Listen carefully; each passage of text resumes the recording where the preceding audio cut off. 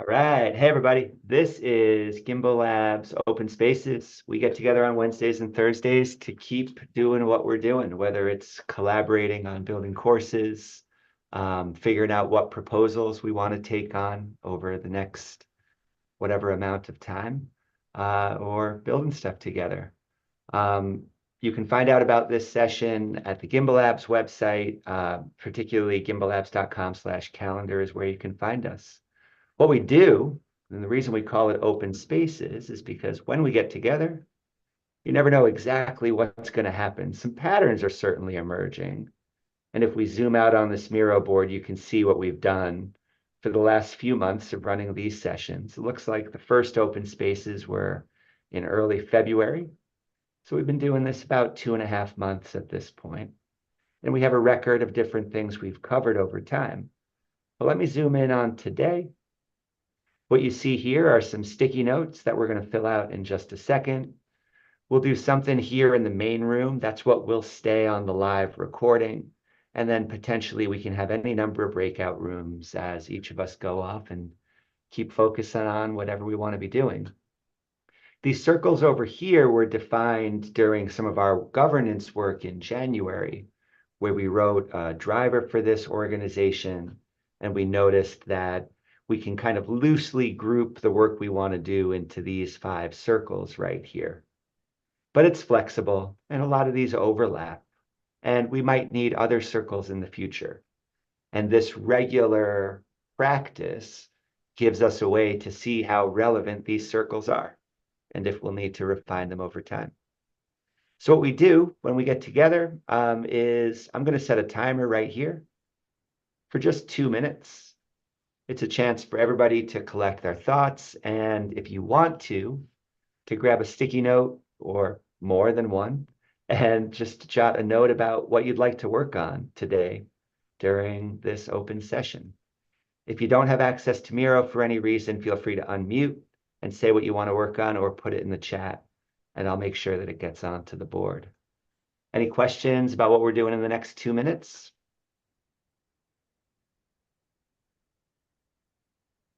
All right. Enjoy these next 2 to get your thoughts together, and we'll pick it up then.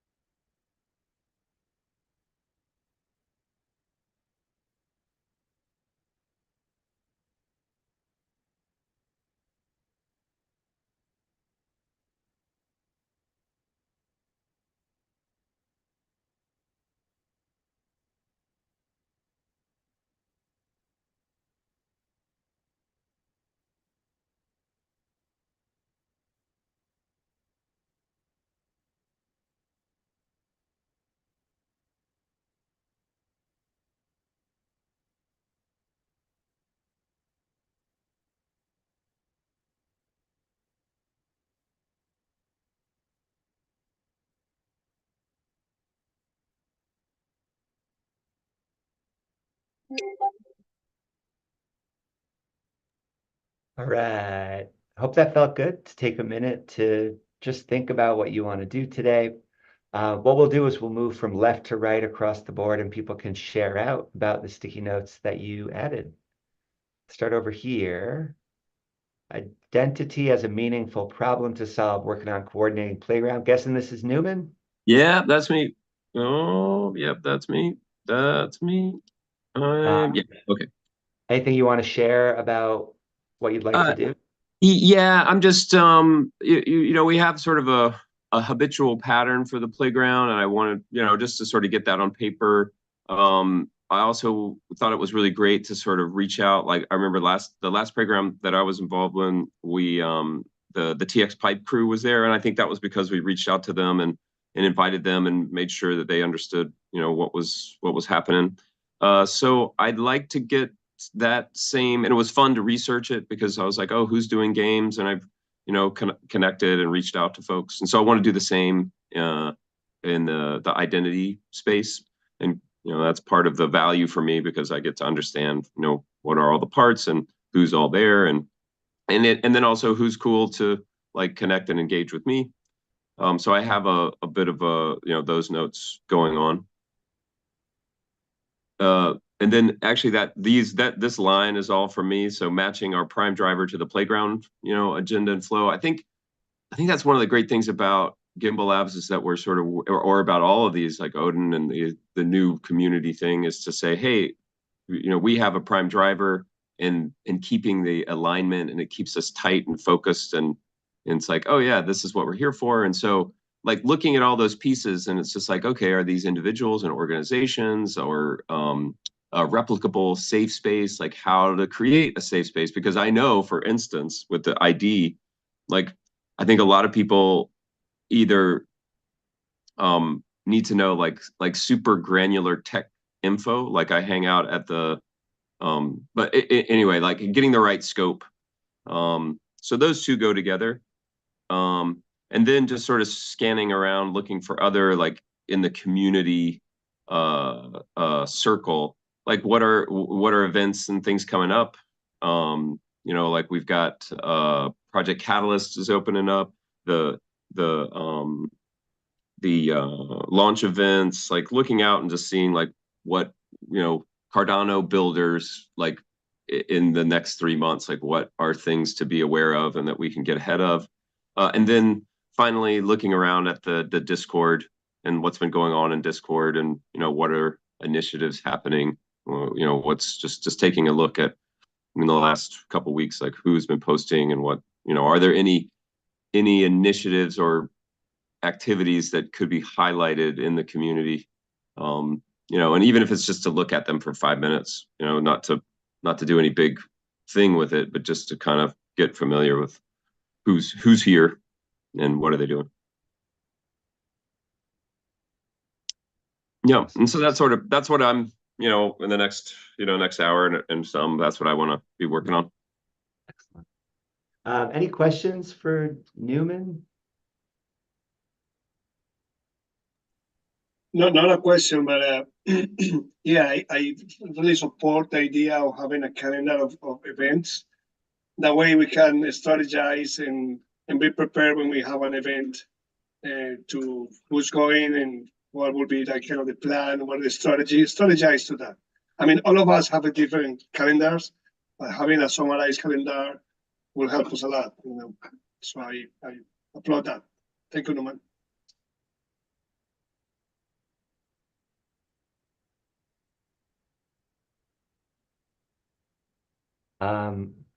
Looks like Harsha and I added our usual ones. I'm excited to keep going on PPBL 2024 creation.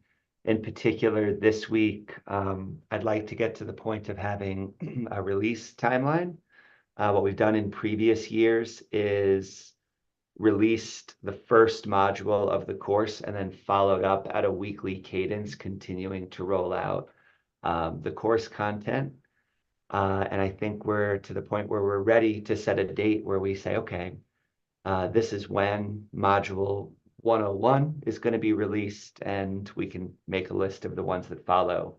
So A, that we can communicate that publicly, and B, we can just start jamming out those lessons, and that'll feel really good. Yeah, Alex. Yeah, so you're just looking at this note. I remember that we were talking about rights in lesson 100.3. about story in public keys. And I wrote a funny story about that, and I was wondering how do we go about it in the next, like, what's the next step? I posted it in Discord, and you said I have to join the Andamio, but I didn't get how in the last week. I forgot about it. And then before that, we were talking about that not only the lesson has to be written, it has to be reviewed by someone else. And I asked someone to review it, but nobody kind of volunteered. So I want to join Newman and talk about the presentation next week. And this work also, I think, needs discussing. So I don't know what my question is. Totally. Yeah, so first of all, you're exactly right. Every lesson will have somebody who drafts it, who's the writer, and then it'll be reviewed by at least one person. We're calling that person the editor, and we have a budget for both writers and those editors. And yes, it's a prerequisite to be able to add content directly into the platform because we now have a tool that makes it really easy to manage the project of collaborating on writing this content. So yeah, we won't cover that today because you've got an agenda already, but you can go review last week's video or just hit me up and I'll review it with you again, how to get into that platform. Just let me know when you have time. Okay, last week's video from We Open did it at Spaces. Open Space. Yeah, I showed everybody last week at Open Spaces, but All right. I'm happy to get you in again. Yeah. Yeah. So if you have time, just hit me up and we'll get you in there. And then Harsha, anything to add about this one? Not particularly. I was just hanging out in the education circle all throughout, so I need to jump back in and work. Particularly, I was just hanging. Cool.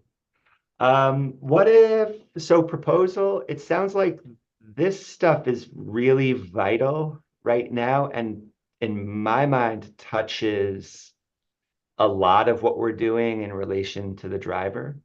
What does everybody think about keeping playground planning and the many threads that come from that in the main room today?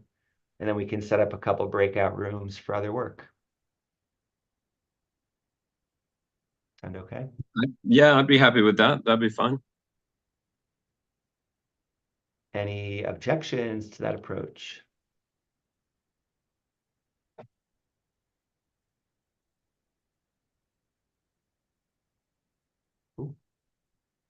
I'll call one of these rooms sustainability. And another one PPBL. Now they're open. So yeah, people can jump into those rooms. I might hang out here for just a little while because I'm excited about what's going on here. So I can pass the ball over to Newman if you want to take that conversation. Yeah, But I might slip out after a few minutes to keep going on the PBL stuff. sure. I'm gonna copy over our driver because it's and then we'll go from there. Put that in the highlight. And oh, I guess I can share my screen. Let's see. This one. Oh, I've got one screen. I was like, I should have more than one screen, but I'm a little bit because I'm waiting for the fridge repairman. Okay, that looks good. So here's our prime driver to provide open, replicable, safe spaces to learn, to explore, and to empower individuals and organizations anywhere so that we can solve meaningful problems. And immediately I thought of identity. The reason why I'm interested in identity is that I feel like it's a core meaningful problem. Going back to one of the very first viral, movements that I was involved in with the internet, which was back to that New York Times cartoon that Seb talked about. on the internet, no one knows you're a dog. I don't know. Are you guys familiar with this cartoon? Some head nods. I'm gonna show it. I'll bring it up. Oh boy. Could you also start with defining what you mean by identity, just so that we have some clarity on what we're talking about? Exactly. So what does that even mean? So when I think of identity, because digital identity is a technical term for like Italoprism, now called Identus. In my mind, I think about identity as that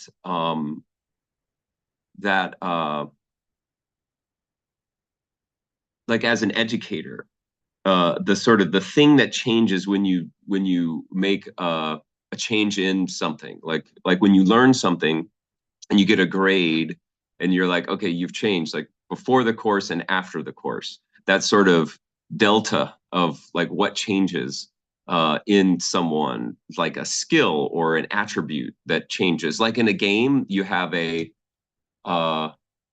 trackable attribute, like a hit point or an experience point, like identity.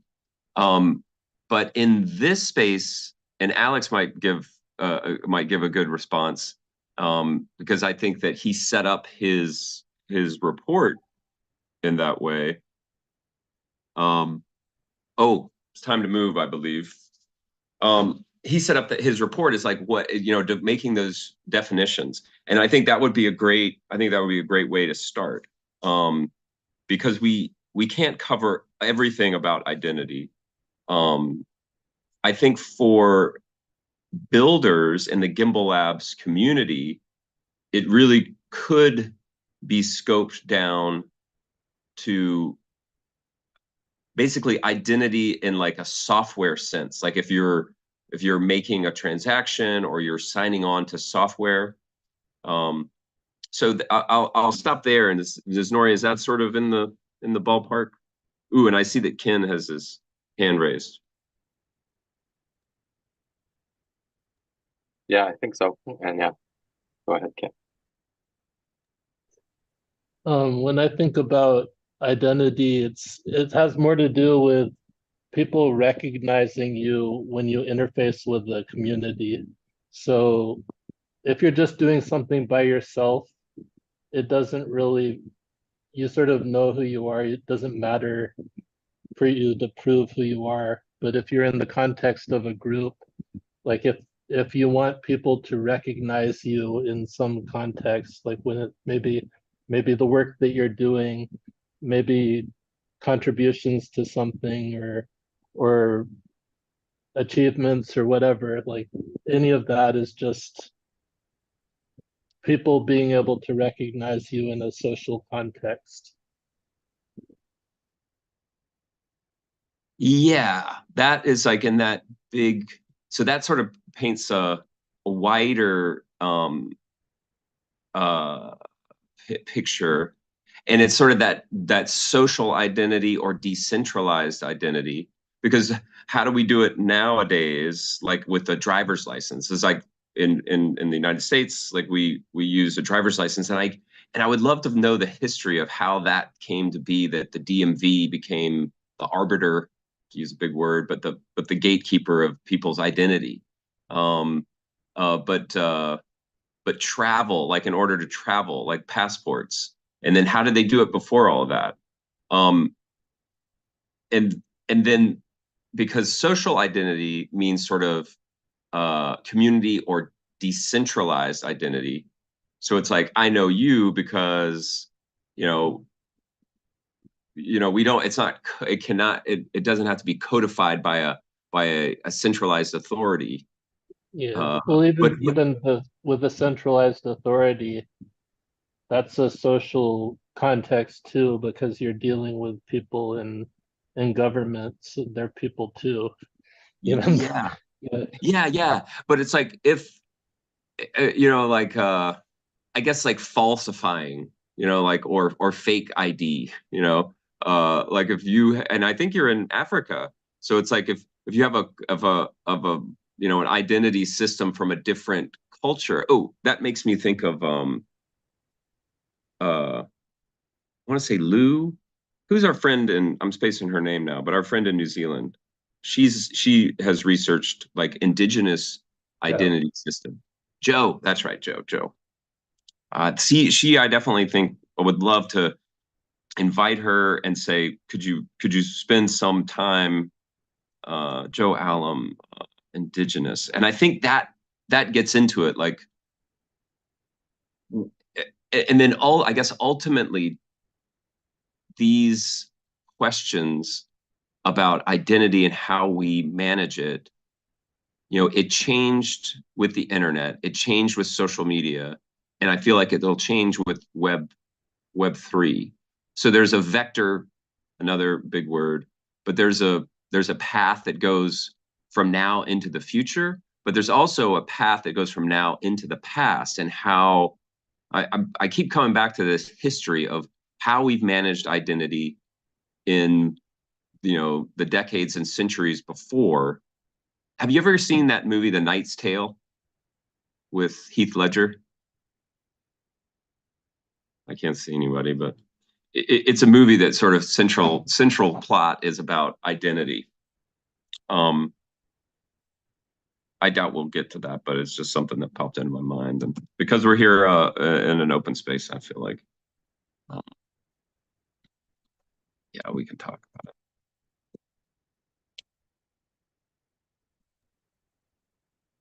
James, you had your hand up, but then you didn't have your hand up.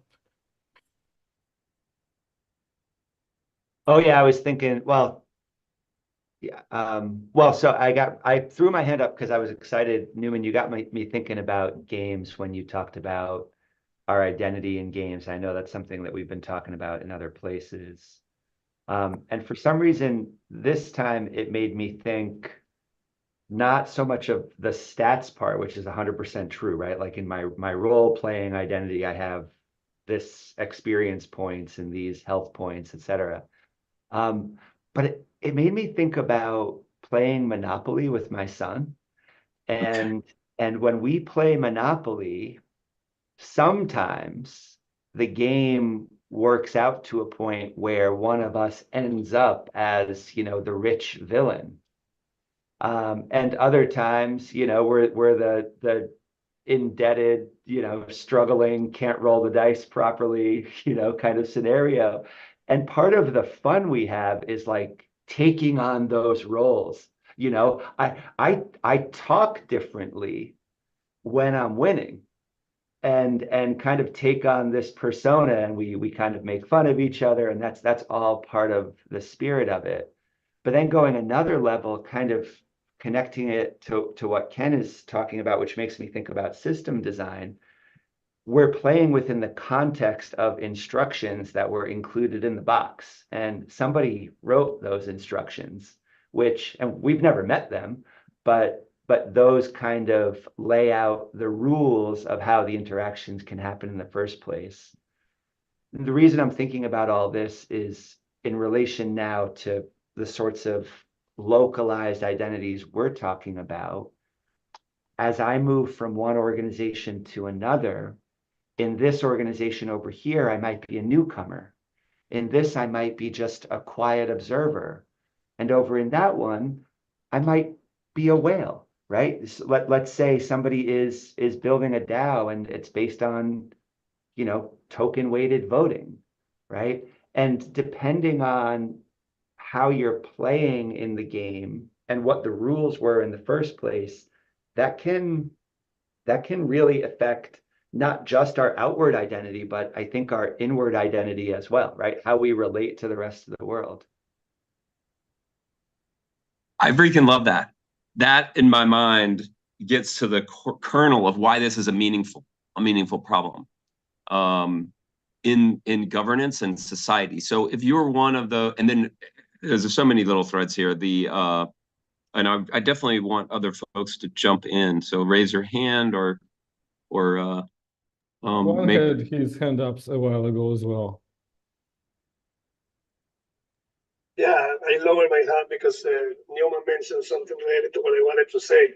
But now James mentioned this game, and my biggest struggle with that game is what is compassion, because when you feel the reach of the town, the village, you kind of forget compassion. But then, in the other hand, where is law, you have to be strict, you have to follow the rules, otherwise you cannot give away your.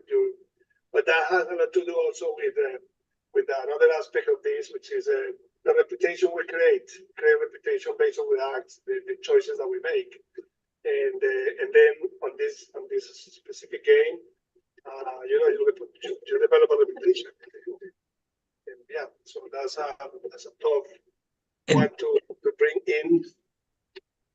Reputation that has a lot to do with the different environments. We say we are in different circles, we have one reputation, but then we come to a new place and we have a different reputation. So interesting. That's just two questions. And there's so much beautiful story elements that happen there, which I guess might be because of the game sort of in a narrative. Like, what happens when, back to that sort of thought of like education and changing your identity, what do you start playing the game differently, and then is the game set up to railroad folks into a certain type of identity? Or, I mean, when they made the rules of Monopoly, we're using Monopoly as an example, did they know that there would be, villainous, slumlords and indebted, incapacitated players? Like, was that a goal state? Or I feel like there is some history behind that, like that they made that game in order to show the weirdness of capitalism, or the need for rent-controlled apartments, which is what I'm in right now. The ability to change and to solve a problem, and then to set another thing that we're basically creating those localized identity systems. Like, can we create a rule that allows for identity to change? Does that spark off? I mean, the purpose of sort of my time here today is to, and wouldn't it be great if we had this conversation during the playground? So maybe the vor dem Spiel ist nach dem Spiel, before the game is after the game, which is a quote from a great German movie from the 90s called Run, Lola, Run in the United States. Yeah, Alex gets it. I was a kid. It's a traumatizing movie. Yeah, it was.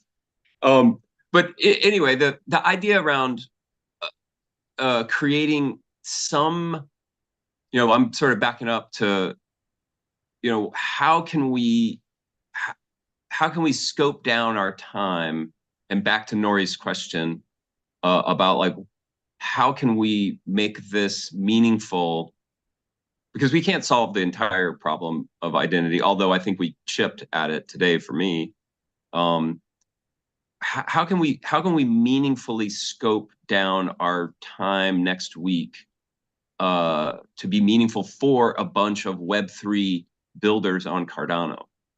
And it might be that we have a wide sort of ranging discussion. But I like the idea, and I want to look over at Alex's and ask Alex up to look at his presentation, because Alex, you had mentioned that it would be great if you had like a recording of you doing a presentation, and I'd like to give you that time. I think that would be a really worthwhile thing if we have like a little bit of an intro.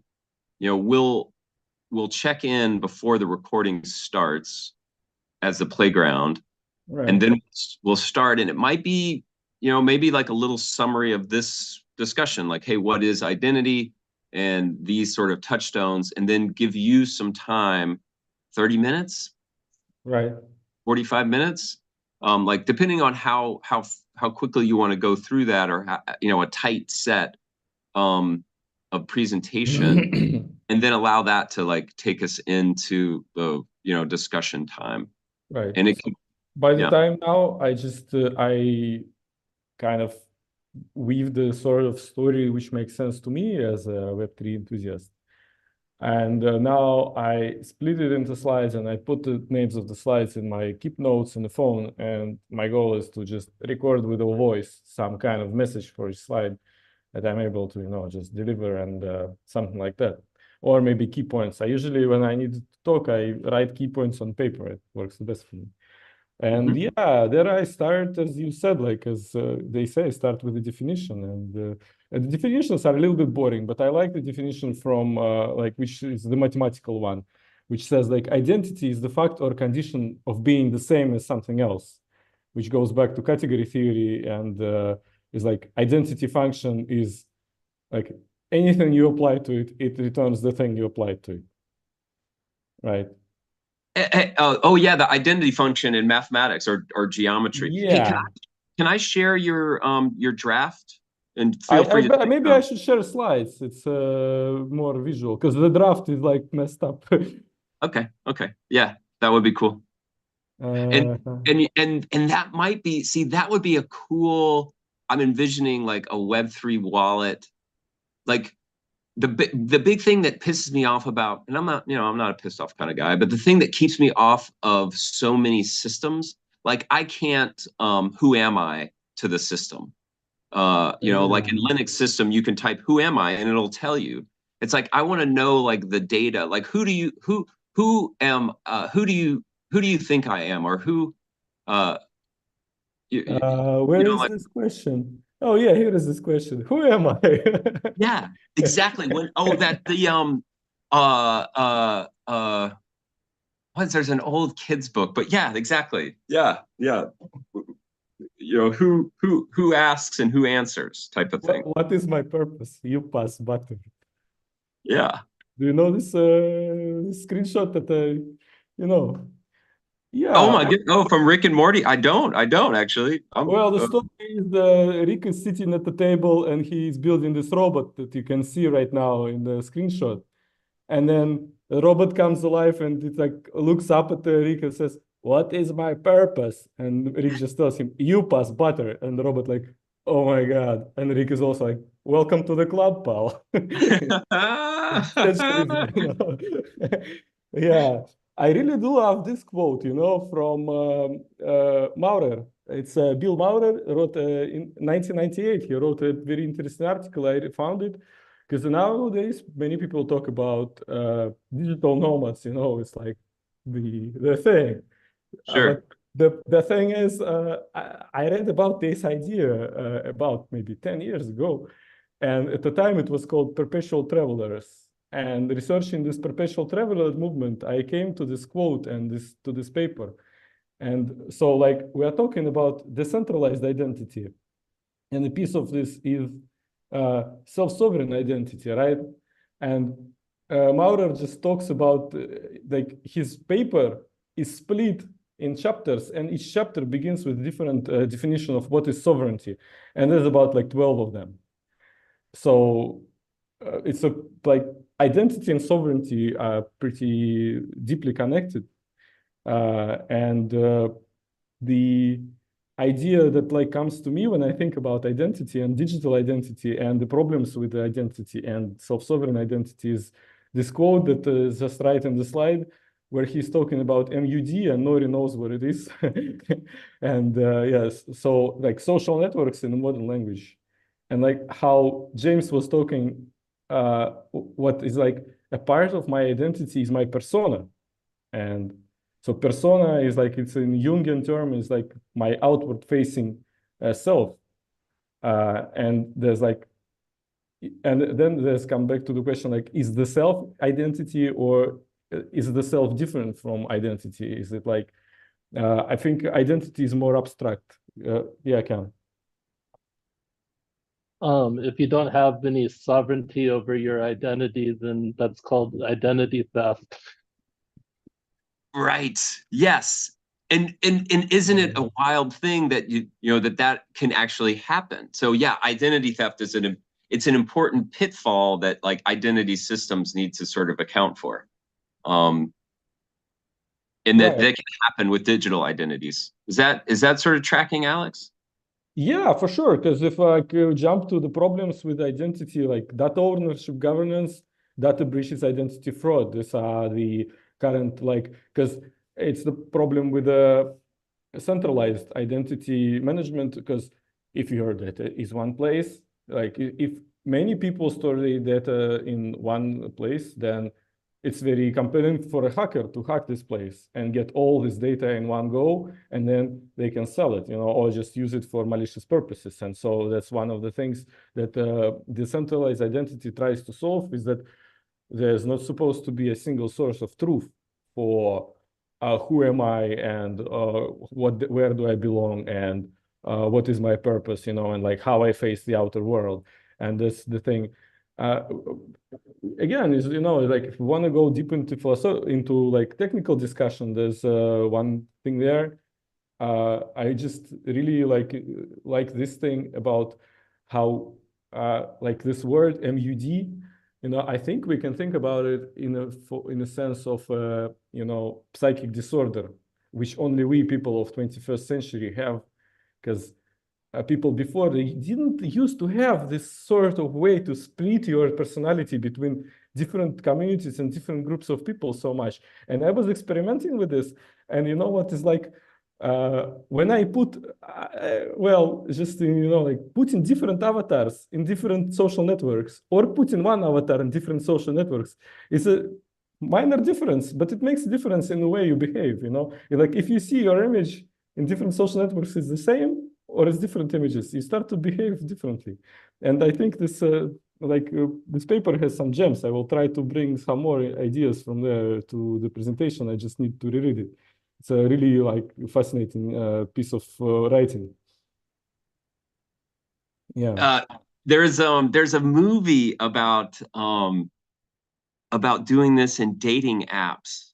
It's like an old romantic comedy from the Catfishing, yeah. Fishing, catfishing. Catfishing is an identity thing. What's up, James? There is a version of this that does predate the technology we're using, and I've never read the more here, but this is actually very much the way people describe code switching when they must live this way. So, right, in any society, there's a dominant culture, and then there are subcultures or non-dominant cultures. And this is Right. especially true, right, where one people have conquered another. And the conquered often have to put on a different mind or a different outward appearance to get by in Right. terms of that dominant culture, but they shed that skin, right? We're speaking English here, right? That's not the native language for everybody on this call, right? So everybody here who's not speaking their native language right now is putting on one face that they shed in other scenarios. And there's a long, centuries-long literature about what it feels like to do this. And so one of the things we've always talked about at Gimbalabs is like what longer arcs, what ancient wisdom or longer arced storylines does all this work fit into? And that's one of the things I love about your post, Alex, is that you do put the current conversation about quote unquote decentralization into a centuries long arc instead of a decades long one. And I think it serves us to keep doing that, right? And so, yeah, sure, Maurer can say this like he's having some explosive insight right here, but this is a thought that conquered peoples have had for a very, very long time. Right. So assuming what I hear from you is like there's a thing with assuming identity which is not natural to you in order to fit in. But then it comes back even to like deeper philosophy. It comes back to sovereignty too. Am I Sovereignty. sovereign? Am I sovereign enough to wear my primary face in public? Right. Right. And who has the privilege to do that? So yeah, there's this idea about trade-off between authenticity and equanimity. You can be very authentic, but everybody will hate you. And then you can be like kind of friendly and do what other people like. And that's what we do, people. It's a piece of our, all right, cool. That's a very cool thought. Thank you so much. Wow. Okay. Okay. The magic is definitely happening. I feel like cylinders and brains are firing. Synapses are going.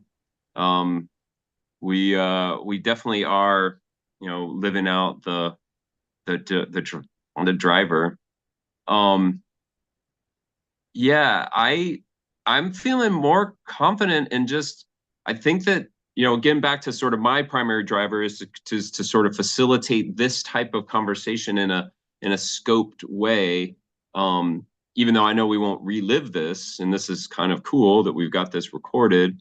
But I feel good about this plan of like letting Alex go through these slides. Alex, are you confident in that? No. Yeah, you definitely confident. Is that part of your identity as somebody who yeah, that's true. I changed my mind a lot. That's part of my identity. There's a lot of great like cultural references. And this is one thing, okay, here might be a new vista on the whole thing. One of my drivers, like personal identity drivers, is to help and it may be totally off base.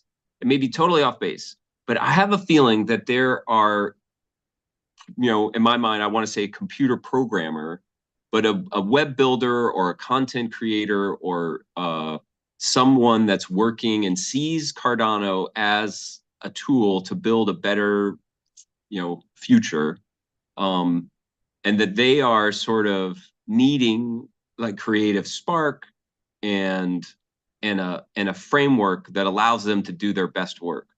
And I think that the identity section, when I was, years ago, when I was looking at Cardano and thinking of an identity wallet and how to solve these identity problems, like that to me, like I want to reach out to that person and explain to them like the importance and the historical context and the cultural touchstones, like Rick and Morty. What is my purpose? I'm, pass the butter. Welcome to the club. Beautiful, and probably says it in like a very quick, like, oh, you get it now, and like those concepts would be really, really great to sort of like get the ball rolling in a direction for this community of builders. And I think that I mean, that may be too big of a bite for a little playground, but that's what I feel like. It's like if we can reach a Cardano builder and get them once again excited about the vision of like a better identity system, and that realizing that we do have rules and constructs and that we can change those rules and constructs by making localized identity systems and getting so that we don't recreate the lopsided wheel or the out of true wheel, with a new identity system. That's sort of what I would like to sort of get into. Yeah, and like how do we, like the Sybil attack, like how do we get around that? How do and it feels like your presentation, Alex, is talking about some of those pitfalls, so that'd be really cool. I did look at Sybil attacks. It's one of the things with the decentralized identity. Well, our technical things to talk about, there's this cool idea of Web of Trust, which we didn't discuss here, which in essence says, in order to verify something, or like, so identity means I claim so it doesn't even like I claim that. And even in decentralized identity, it's just like I have a claim. For example, I am eligible to receive, like, to log into this website. That's all. Like I'm a member of this website. And like Web of Trust idea is like one way you could do this is by having a credential from a centralized source, and that's how we do it at the moment. But another idea how we could do this is somebody vouches for you. Like I just in the beginning of the meeting, I said about references, yeah. And for example, on LinkedIn, you have this idea of endorsements. People just say, yeah, this people know, like this person knows their stuff. And if so far as I understand, because I didn't really dive deep into the technical like side of things, it looks like if you have a sort of consensus mechanism, and so like a website I try to authenticate with, it can reach it out to another website, and this website will say, yeah, this guy was here and he successfully logged in. And then he can do it like the website I'm trying to log into, it does it with several other websites. And like when there's a critical mass, it's enough to say that, yeah, that's exactly the guy who is saying he's the guy. And there's no need to issue a centralized certificate. This topic, I don't think it comes from Web3 space. It's more of a cybersecurity thing. So it's interesting that maybe I will dive deeper into it, because I see your faces like change when I start to talk about it this way. No, no, actually. So one of the guys that I have followed the whole time is this guy, Dave Weiner. Dave Weiner was sort of instrumental with this guy, Adam Curry, who I knew as a VJ, MTV music disc jockey, video disc jockey guy. But they got together and created or pioneered podcasting, which was basically an attachment onto a protocol called RSS, Real Simple Syndication. And this guy, Dave Weiner, has been writing a blog daily since 1993, or something ridiculous, 90 something. And that's one of his repeating topics about how to get users authenticated. And there's the cybersecurity big part of thing. And I think it's called IAM. Yeah, Identity and Access Management. Incident access management. And so that's like a whole giant thing. And those folks, I think, have sort of picked up on the blockchain, which they don't call it blockchain. They call it a verified data registry, a VDR. Have you come across that term? Which is basically it's using the consensus mechanism to sort of verify things. So it's like kind of like, oh, well, they're picking the good part out of like these new Web3 systems. And it feels like we have like the kernel of Web3 distributed ledger technology, blockchain, is the consensus algorithm and like the verifying trust, like with our generals problem. So that, in my mind, like we don't have too far to go in order to get to like a cool, robust, I'm watching that show Fallout, like a nuclear war, robust, identity management system, such that it holds up, can handle Sybil attacks, can handle all these other pitfalls, like the system falling apart. It degrades, nicely. Whereas if you lose your ID or your country goes away, then you're kind of screwed. Yeah, yeah, don't say that. Alex gets it. I like to think about this in terms of education. So for now, if I want to show something, a credential, a university needs to sign off on it, right? Anytime. And so decentralization is like, it's not complete. It's just like you need the less centralization. So for example, in a education case, it could be I'm going through courses, and it's not necessarily I take courses at one university, but when I complete courses successfully, my teachers, my mentors, my facilitators, they sign off these courses that I have these skills, right? And then this kind of the proof that I had like experience, exposure, and skills and knowledge about certain pieces of like certain domain of knowledge, it stays in a decentralized network, so like IPFS, right? So it's like a database, but it's just copied and pasted across different machines with a consensus protocol. And then if an employer, for example, wants to know, do I have the necessary skills, or did I have the necessary like training? They don't even have to know the name of my teacher. I can just like because in identity there's a lot of talks about zero knowledge proof, and you can just build a system which just tells them reliably, yeah, it's legit, and they don't know anything else. They don't know the names of the courses that I took. They don't know the teachers who signed them off. They don't know. They don't need to know. Yeah, and this is idea in the identity space and in research. I read a couple of papers, and I have 3 more papers to read for this presentation. Because like one thing is to limit the amount of knowledge that I reveal in order to prove something. Yeah. So I don't need to tell, normally I would reveal my identity, my personality, like my name and like my legal name and my, well, in United States, it was social security number, right? Mm-hmm. And then using this data, the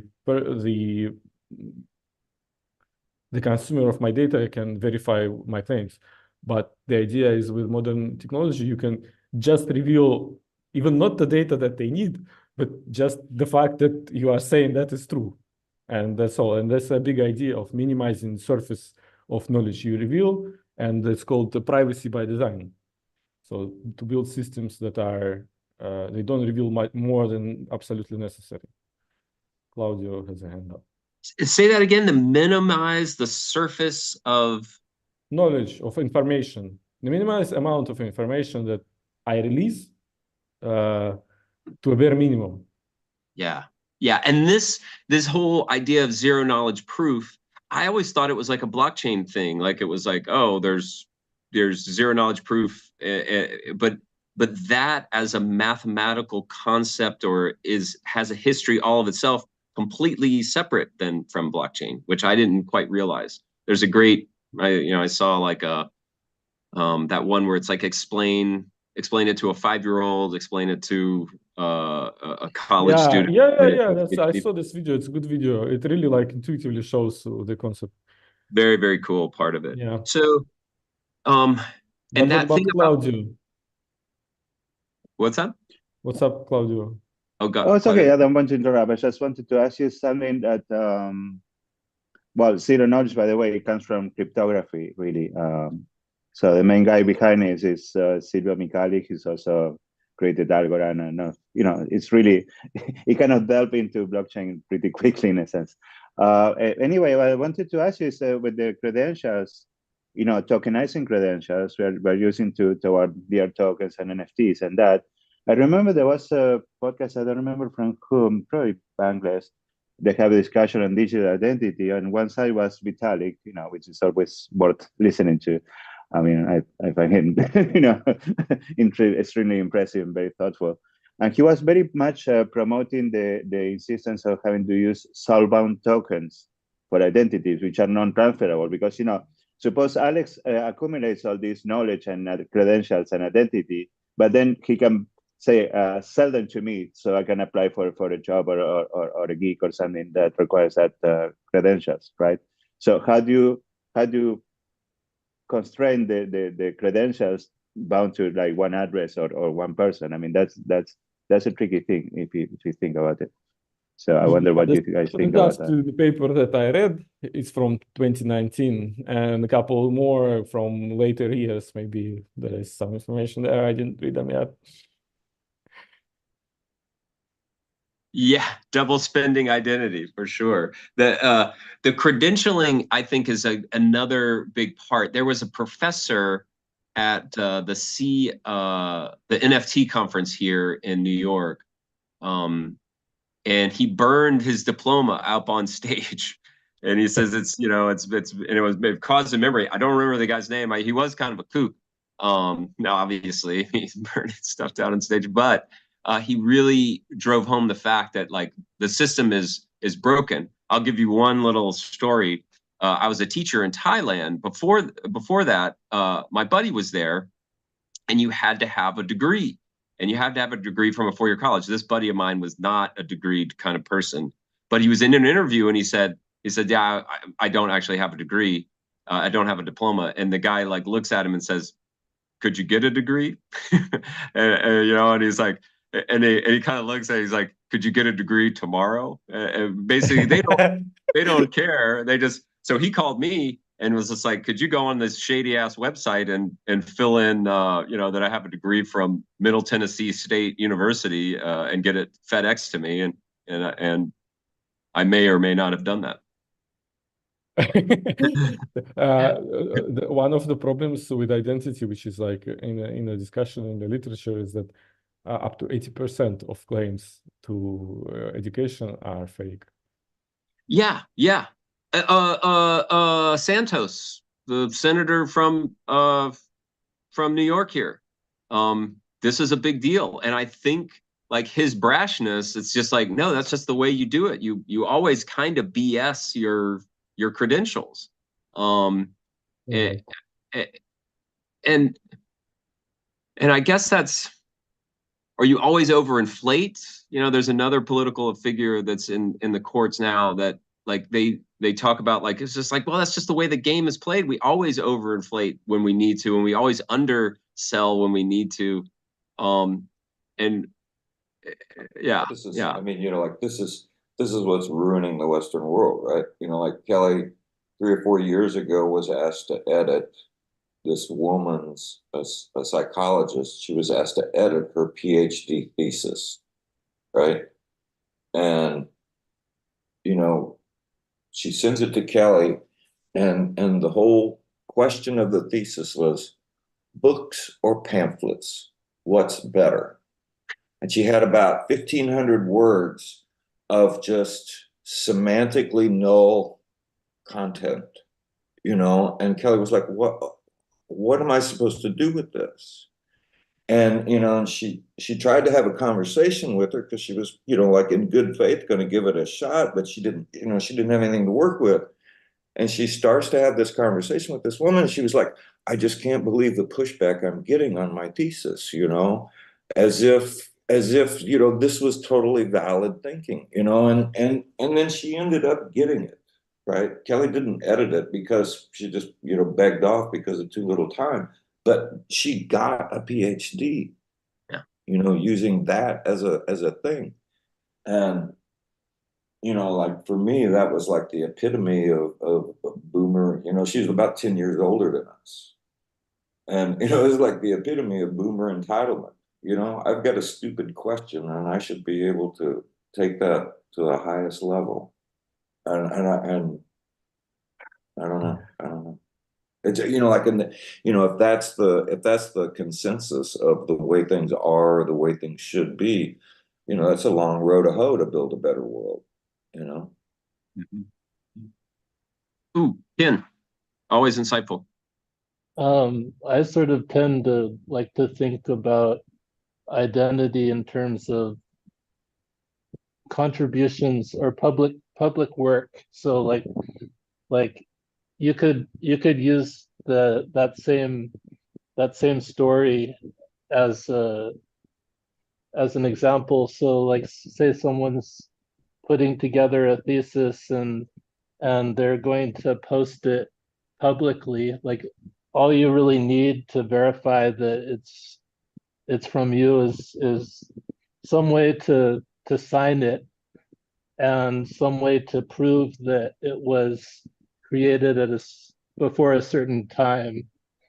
And so like say that the thing that you're contributing to the public knowledge base is something that no one really cares about, then if your signature is attached to that thing, and everything else that you do, then you could have some course for people to verify the worth of whatever contributions you're making to the public knowledge base. So like maybe no one cares about it. Maybe it doesn't really produce any derivative works, or like it doesn't connect to other ideas, or maybe it does contribute to a lot of different things, and other people build more knowledge off of the things that you contribute. And so you can sort of see how useful something is by how it affects the course of other people's work. Right. That's a good point, because like as Steve said, this as Steve's story, some people get PhD to get PhD. But if you look at what like really passionate scientists and researchers are discussing, they're discussing their impact, like who cites my work, what is like the meaning of my work, and then they already have these discussions and what's it called, rant about how the how the ways to measure impact are broken, and they don't facilitate really good research, and people who know how to get around and get citations, they start to publish work which is lesser quality and is like pretty meaningless. I'm not the person to judge here, because like, who am I? But I mean, I don't see it as a problem actually, because if somebody gets a PhD on a bullshit thesis, why? It's like it's not a passage to to heaven. But otherwise, like if you, for example, if you want to get a tenure in university, it's a different story, so titles and a lot of people's love for titles is natural, and I mean, yeah, there's like the problem with the fraud with the people. Fraud is is illegal. Should be. So when people say they have a PhD and they don't, that's illegal. But if people got PhD on a bullshit thesis, well, it's just what's really the problem with that? Yeah. Identity fraud and basically saying that you are but you aren't, or like a systematic, like like a degree mill, or these unfortunately online learning got a real bad rap early on because of the degree mill kind of thing, and it was people submitting papers that were total junk. Okay, Steve.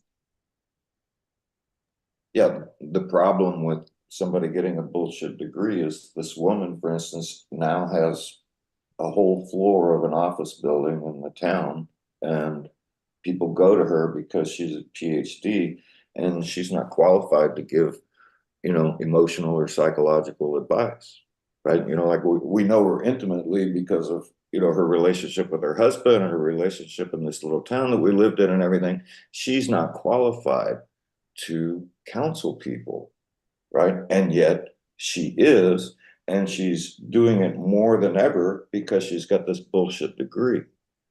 And that's, for me, that's harming society, right? We can blow it off and it's just one person doing one thing, but, this is the problem with our structures right now, is we are fucking each other over in our narcissism, and I pulled the string out of my chest so that I can talk, right? Like the little chatty Cathy doll, like blah, blah, blah, blah, blah, and I'm valid, right? Why am I valid? Because I'm pulling my string out of my chest, I'm yanking my own chain. That validates me. And I think everybody serves a purpose, in the world, right? Everybody's valid. For me, that's a function of physics, right? Nothing's coming out of the quantum foam that doesn't have some consciousness behind it. But, how do we structure a system, or these systems, so that, it's desirable to go through the work to create your identity, to create your validity, in this structure and actually be that better version of yourself. I mean, you know, like that's to me that, you know, like what it's been the more predominant question in my personal experience for the last year is like, how can I be a better version of myself? Yeah. You know, and what helps me do that? I like that. And definitely the pull your own string.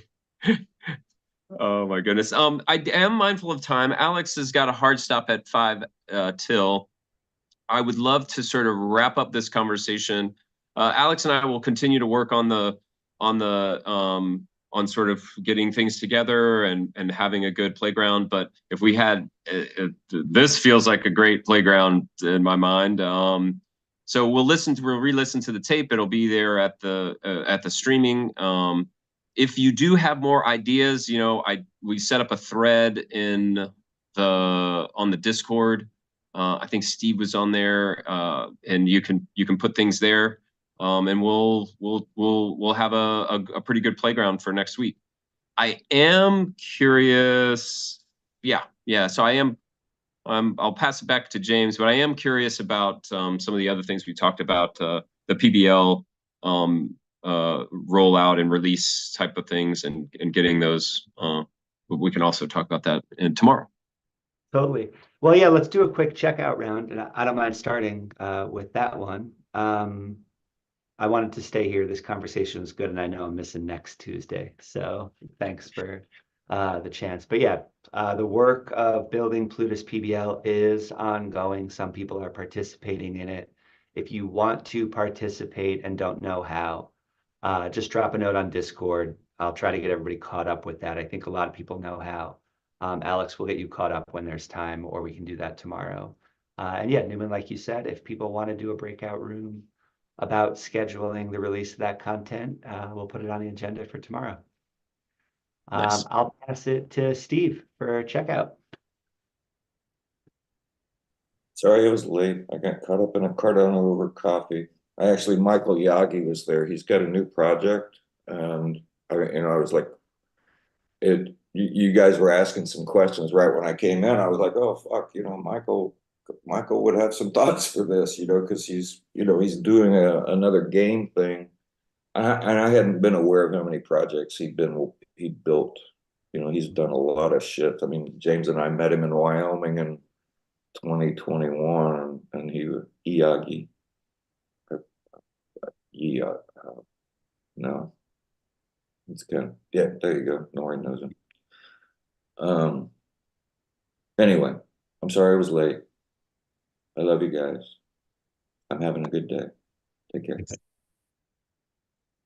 Alex, check it out. Yeah, awesome session. Thank you. I have 3 pages of notes and Newman's notes and this recording and my slides.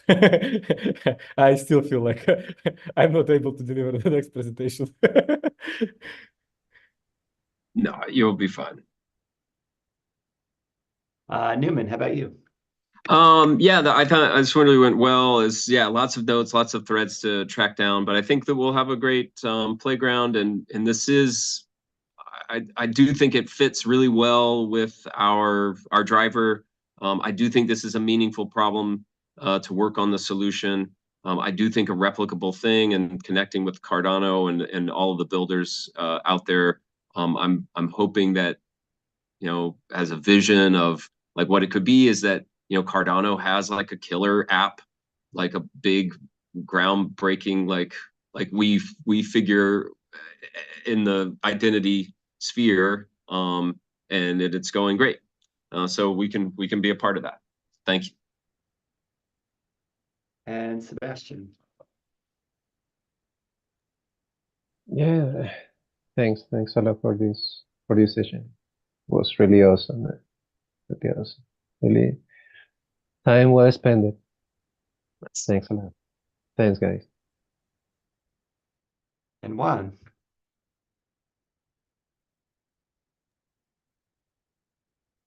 Thank you, James. Yeah, Nice, very, very nice conversation about the identity. I was very impressed with Alex's capability to present. I mean, he has the skill.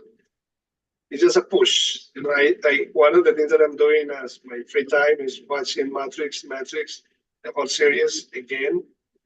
And I finished yesterday, and the whole thing. I don't want to blow out from you, but the last thing it says is believe, and I think that's very important. You are good, man. You are a good, great presenter. That's it. Thank you so much. Claudio. Great discussion. I had to say, when I researched this, I posted I think some people might like to listen to that conversation with Tariq and Evan on digital identity. It's really, really thoughtful and lots of interesting points that they discussed. I didn't realize it was such a big industry almost. I mean, of course, it's a big problem, but I realized there's a whole series of podcasts. There's a podcast called Digital Identity that discusses this topic regularly. So, hopefully some of you might find that interesting to listen to. I listen to a lot of podcasts every day when I walk my dog, so it's a great it's a great chance to catch up with news. So I look forward to Alex's presentation next week. And the other thing that tried my mind, that it would be great if anybody of you knows somebody who's a digital citizen of Estonia, for instance. Estonia has been at the frontier in a way of crypto adoption for these things for a good while. There are hundreds of thousands of half the population of Estonia, citizenship-wise, is a digital citizen. So it would be great to if you ever get the hold of one of those to know what the experience is like. I think. I don't know. Anyway, so see you next week. Or well, see you tomorrow. But sorry. And Nelson. Yeah, thanks everyone for the conversation. It was enlightening as I was, working a little bit on the side, listening this in the background, and of course, the thing that happens in this conversation, these open space conversations, is that I think I know about something, and I kind of hear all sorts of things that's like that has never crossed my mind. So like, I thought I knew that thing. I think that when heading onto the topic, and then found out that okay, there are various lenses to this. That kind of stuff. So yeah, it's awesome to hear you guys talk. So thank you for this, and thanks for having me here. Tenori.